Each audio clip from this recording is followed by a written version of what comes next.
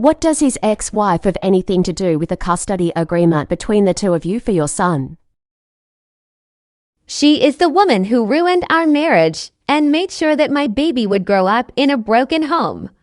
Less than a month after we broke up, he had her working at his restaurant again, and I heard that he was taking her out on dates. She is toxic, and I don't want my son around that. Has she ever been around your son since he's been born? Because according to Nate, even he hasn't held or seen his son since the first day he was born, in the hospital. No, she hasn't been around him, and that's the reason that he hasn't been allowed around my son. She does not like me, and I don't want her trying to turn my son against me like she did my husband at the time. So she hasn't been around your son to do anything negative to him? So why do you think she shouldn't be allowed around him?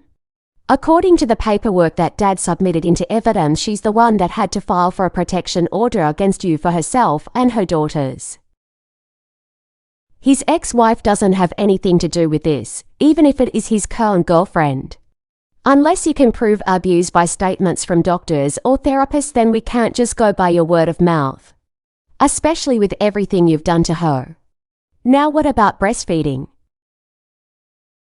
I'm choosing to strictly breastfeed Henry, which means no bottles.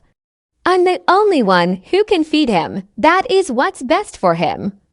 Nate can come to our house and visit with Henry whenever he would like to.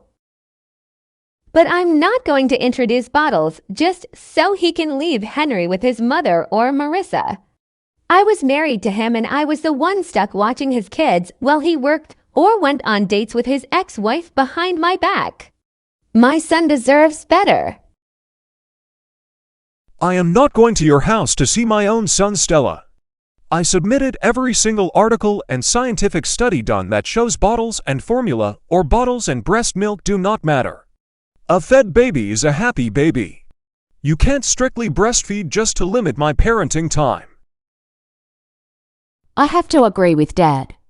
Breastfeeding is not a legitimate excuse to trap Dad into visitations at your house, especially with your history. I am going to grant 50-50 its custody of Henry, but parenting time won't be 50-50 its right away as Henry adjusts to the change. Wednesdays and Sundays are my slowest days at the restaurant, Your Honor. Could I pick Henry up every Wednesday and Sunday at 9 a.m. and keep him overnight until 9 a.m.? I can do all of the traveling. I just want to see my son. 2 nights a week?